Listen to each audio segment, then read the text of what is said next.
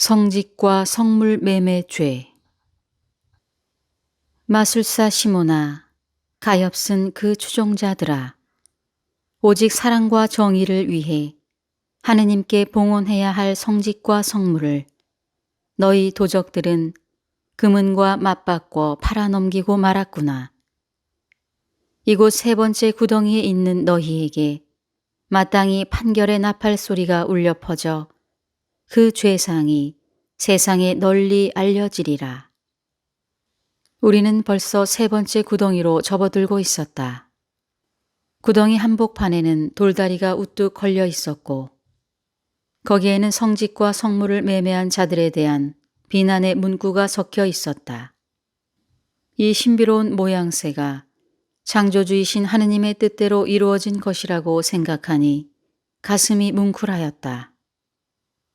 하늘에서는 물론이요, 지상이나 사악한 지옥에 이르기까지 하느님이 보여주시는 창조물들이야말로 그 얼마나 위대하고 공평한가.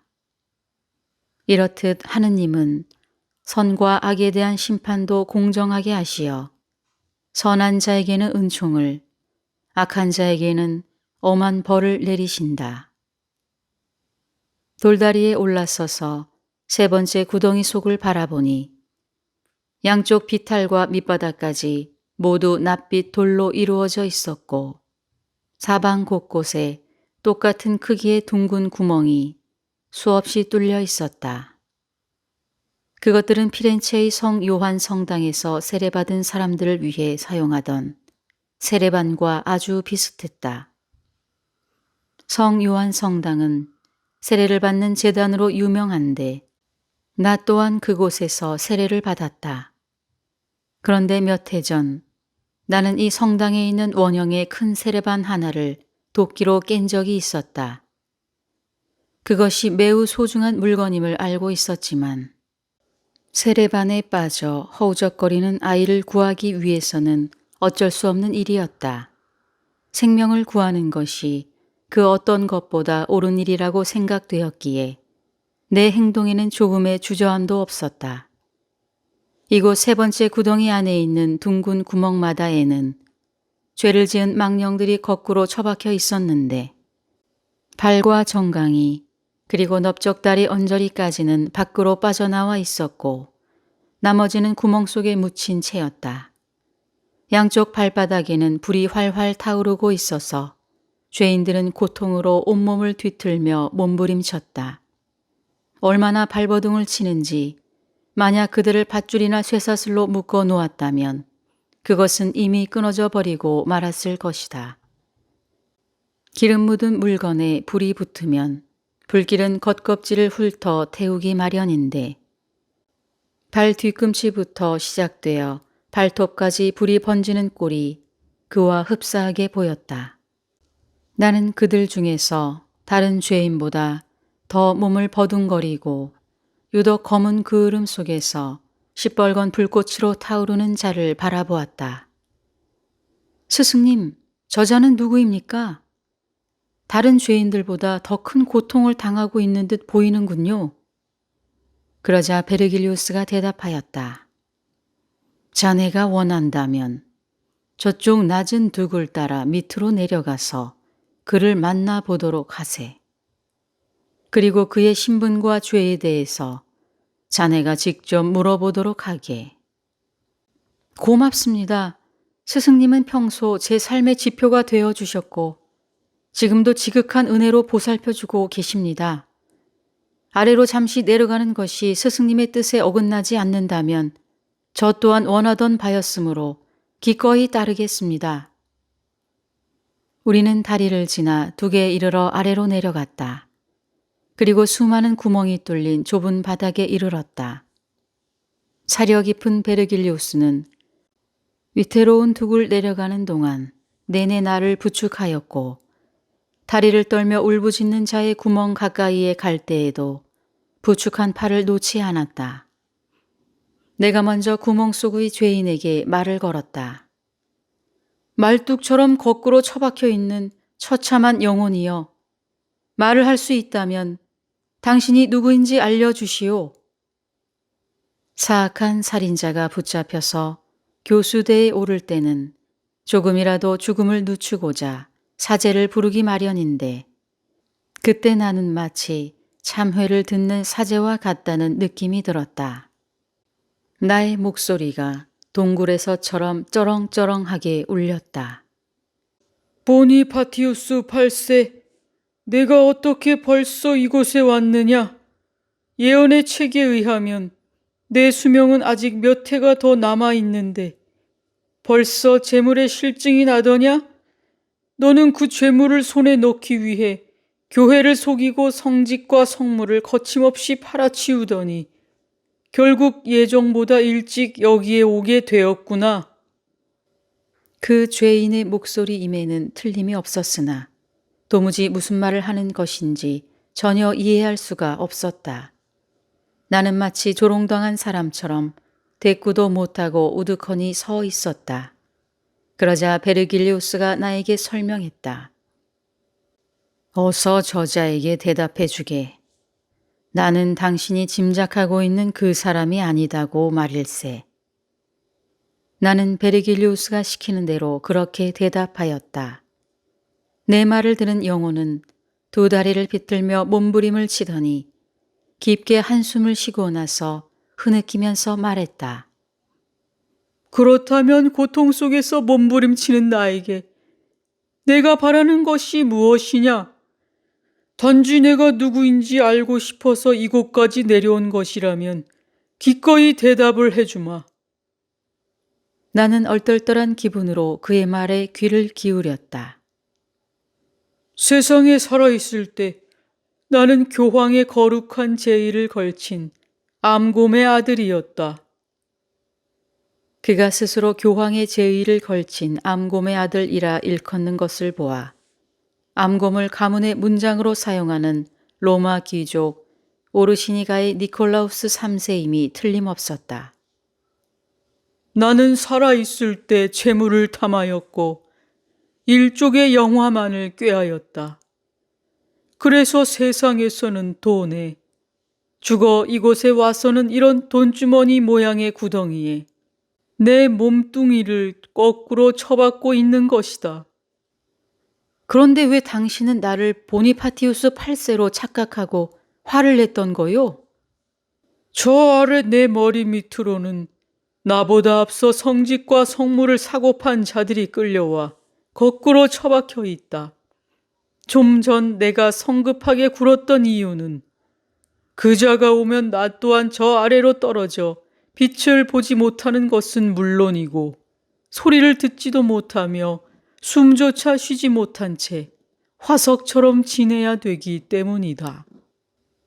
그렇다면 오히려 지금 이곳에서 발바닥에 불이 붙은 채 거꾸로 처박혀 있는 것이 덜 고통스럽겠군요? 내 말을 들은 그는 목소리를 금세 으스대는 말투로 바꾸어 거만하게 대답하였다. 내가 이렇게 거꾸로 처박혀 두 발에 불이 붙게 된 지도 벌써 23년이나 되었다. 그러나 내 뒤를 이어오는 어느 누구도 나만큼 오랫동안 거꾸로 처박혀 발바닥을 불태우지는 못할 것이다. 나는 그의 거만함과 아울러 아직도 죄를 깨닫지 못하고 있는 모습에 기가 막혔다. 인간은 자신의 눈에 든 들보는 보지 못한 채 남의 눈에 든 티만 탓한다고 하지 않던가. 나는 미래에 대한 호기심으로 그에게 다시 질문하였다. 당신의 뒤를 이어 이곳으로 오게 될 자가 누군지 말씀해 주실 수 있겠소? 물론이지. 내 바로 뒤로는 아까 말했던 보니파티우스 8세가 올 것이고 그 다음으로는 교황 클레멘스 5세가 올 것이다. 클레멘스 5세는 무엄하기 짝이었고 행실이 고약하여 바로 내 뒤에 오는 자와 내 죄를 합친 것보다 그 죄값이 더 무겁다. 그자는 교황권을 프랑스 왕에게 팔아 넘겨버렸고 돈에 눈이 어두워 상습적으로 성물을 매매하였다. 나는 그들의 어리석음이 한없이 가엾고 화가 나서 그를 깨우쳐 주기 위해 버럭 소리를 질렀다. 말해보시오.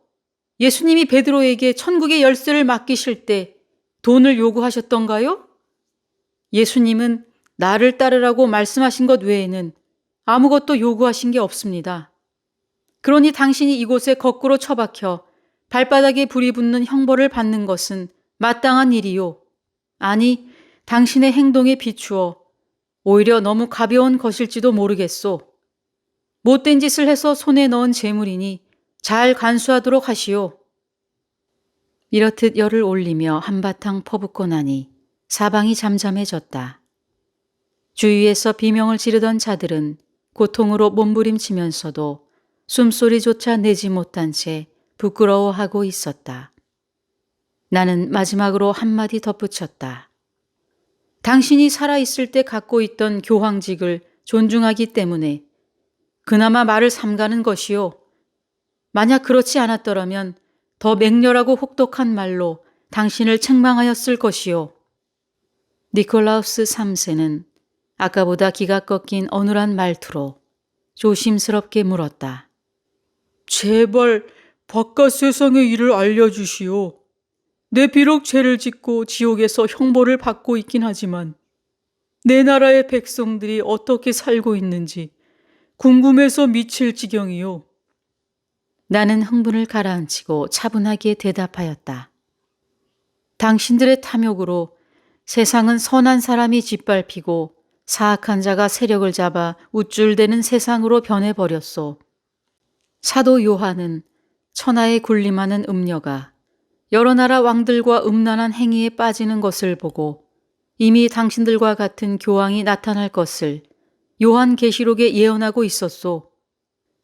음란한 행위를 하는 음녀란 청녀를 이루는 것이요? 나는 너무나 단순한 그의 생각에 고개를 내저었다. 그 여인은 부패한 로마 교회를 가리키는 것이요. 남편인 교황이 미덕을 따르고 있는 동안 7개의 머리를 가지고 태어난 이 여인은 10개의 뿔을 증거 삼아 번영할 수가 있었다오. 잠깐! 이곳에 있는 동안 나의 머릿속은 고통으로 찌들어 아무것도 생각할 수 없는 지경이 되어 버렸소. 그러니 나에게 제발 10개의 뿔에 대해 설명을 좀 해주시오. 그것은 교황의 통치만 정의롭다면 교회가 그것으로부터 활력을 얻을 수 있는 것이라는 십계명을 이루는 것이요. 그렇구려. 그런데 나와 같은 부패한 교황이 나서서 정의로워야 할 통치를 오히려 방해만 하였으니. 니콜라우스 3세는 자신의 죄를 깨닫는 듯 통곡을 하였다. 그로써 하나님은 인간들에게 십계명을 주어 분명 우상을 섬기지 말라고 하였거늘 당신은 황금으로 만든 것이라면 무엇이든 섬기며 그 앞에 무릎을 꿇었던 것이요. 그러나 니콜라우스 3세는 변명하듯이 주섬주섬 말하였다. 콘스탄티누스 1세는 자신의 문둥병을 고쳐준 대가로 교회와 주교들에게 유리하게 법률을 바꾸었을 뿐 아니라 서로마 제국의 지상권을 전부 로마 교회에 기증했소. 그렇다면 교회가 그 돈을 받아 세력을 확장해 나가는 것은 정당하고 그 교회의 성직과 성물을 팔아 개인이 부를 늘리는 것은 부당하단 말이요? 나는 그의 말을 듣고 너무나 기가 막혀서 가슴을 치면서 통탄하였다. 아, 콘스탄티누스 1세여. 당신이 후에 기독교로 개종한 것을 탓하는 것은 아니요. 그러나 당신이 교회에 베푼 막대한 재물 때문에 얼마나 큰 재앙이 따르게 되었는지 보시오. 그대의 기증으로 인해 돈을 섬기는 교황들이 등장하였소. 내가 이런 어투로 비난을 늘어놓자 분노 탓인지 양심의 가책 탓인지 니콜라우스 3세는 두 다리를 더욱 심하게 떨면서 참을 수 없는 비명을 질러댔다. 줄곧 핵심을 찌르는 내 말 한마디 한마디에 귀를 기울이고 있던 베르길리우스는 매우 흡족한 표정으로 나를 지켜보았다. 그러더니 두 팔로 나를 끌어당겨 가슴 위로 안아 올리더니 다시 위로 올라갔다. 그는 나를 안고 있으면서도 조금도 피곤한 기색을 보이지 않았고 넷째 언덕에서 다섯째 언덕으로 통하는 다리 위에 이르러서야 가만히 나를 내려놓았다.